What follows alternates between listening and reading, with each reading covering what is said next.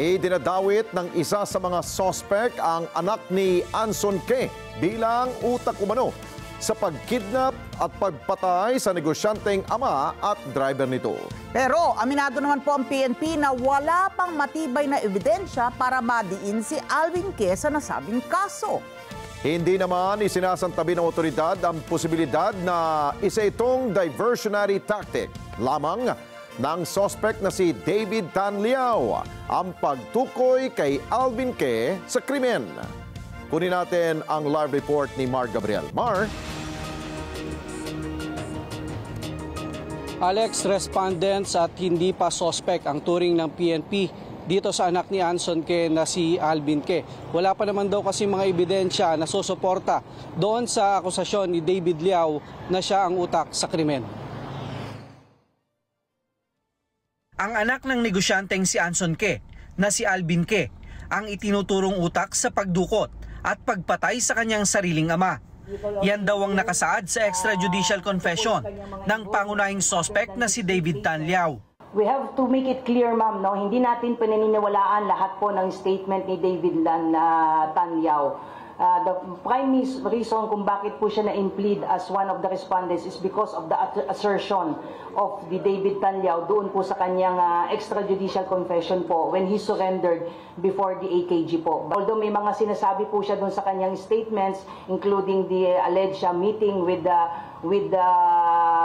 son and even the physical and even the calls, wala po siyang maipresent. Ayon sa PNP, nakikipagtulungan naman sa investigasyon si Alvin Ke na tumayo noon bilang focal person sa pakikipagnegosasyon sa mga kidnappers. Katunayan, isinuko niya raw sa PNP ang kanyang cellphone upang ipakita ang palitan nila ng mensahe ng mga sospek. The PNP AKG, particularly the SITG, is being cautious in accepting hook, line, and sinker po dito sa mga revelation po, at least allegation po ni David Tan Liao, because we want to make sure na this should be backed up by other pieces of evidence. Maaari daw kasi na ginagamit lang ito ni Liao bilang diversionary tactics para iligaw ang investigasyon ng mga pulis. We cannot discount the possibility that the David Tan Liao is misleading the investigation to cover up for someone. Yun yung hindi natin po pwedeng iisantabi yun. And there is also a possibility that David Tan Liao is the mastermind. Bukod kay David Liao at sa dalawang Pinoy na kasama niyang sina Richardo Austria at Raymart Katikista, may 4 pang foreign national na posibleng may kaugnayan sa kaso ang hawak na rin ng otoridad.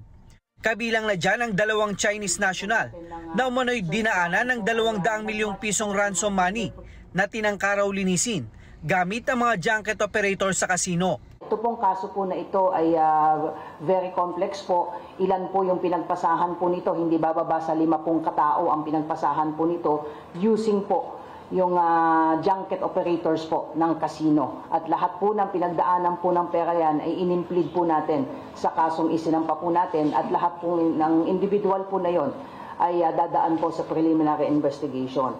Tumutulong na rin sa investigasyon ng PNP ang Anti-Money Laundering Council at ilang Chinese authorities upang matukoy ang iba pang sangkot sa kaso sa pamamagitan ng cryptocurrency account na dinaanan din ng ransom. They are extending some technical investigative capabilities to assist us in uncovering some more kidnapping case, and possibly matrace po natin kung saan po talaga nanggaling po, at least nag-end up itong ating ransom money po. Samantala, natukoy na rin ng PNP ang pagkakakilanlan ng babaeng Chinese national na ginamit bilang pain nung araw na dukutin si Anson Ke. Nakilala siyang si Gong Wenli alias Kelly Tan Lim na nasangkot na rin sa 3 pang kaso ng kidnapping. Nag-alok na ang PNP ng 5 milyong pisong reward para sa kanyang ika-aresto. Kasama rin sa hinahanap ang Chinese national na si Jonin Lin na kabilang sa mga primary suspect. Ganito po kalalim yung involvement po itong si David Tan Liao, at siguro po nakikita nyo na rin po na David Tan Liao and Anton Ke is practically moving in the same circle ng kanilang mga businesses, and this led us to conclude also na talagang the intention really is to kill the victim because kilala niya mismo. nila yung dinaanan ng mga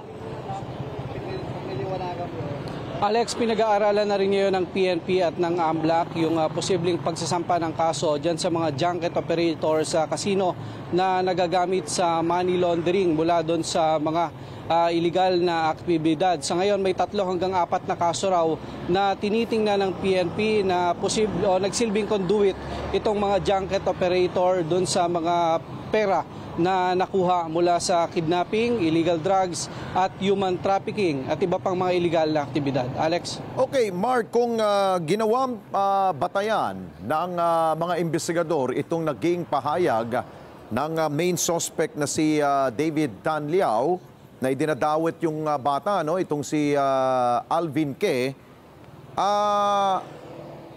lumalabas din ba dun sa 2 pang mga suspect? Nagkaroon ba ng nag-corroborate ba ang kanilang statement na inililink rin ba nila si Alvin Ke?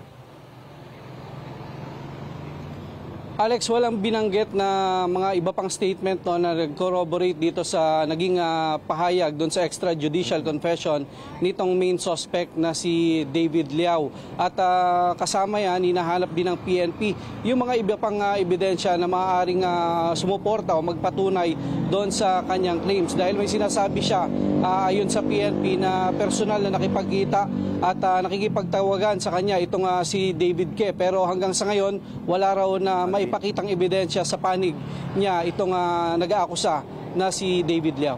Oo, dahil Mar, wag na tayong lumayo, no? May mga previous cases na murder nga ito, no? Na talagang may kaugnayan rin ang ilang immediate family member, no? Pero ito ay sinuportahan ng mismong immediate family members na sinabi, oh, tama yan. Siya nga ang nagpapatay ng kasamahan natin sa pamilya. Di ba may mga ganon? Pero yung pamilya ba na napunta na ba ng PNP, kinausap na ba ang pamilya Ke na itong si Alvin ba, nag-away ba ito na mag-ama? Parang ganon. Alex, yun nga, walang suporta doon sa panig ng pamilya nitong si Anson Ke patungkol doon sa ginagawang pag-aakusa sa anak ni Anson Ke na si Alvin Ke. At yan nga rin yung kinokontra ng grupo ng mga Chinese businessman na basta na lamang daw pinangalanan o inaakusahan itong anak ng biktima patungkol doon sa krimen, lalo't dapat daw ikonsidera ng PNP na itong nag-aakusa ay isang kilabot talaga na kriminal na nasangkot sa iba't iba pang kidnapping. Kaya nga, yan yung tinitingnan ng PNP na baka posible rin na diversionary tactics ito nitong suspect na si David Liao, no?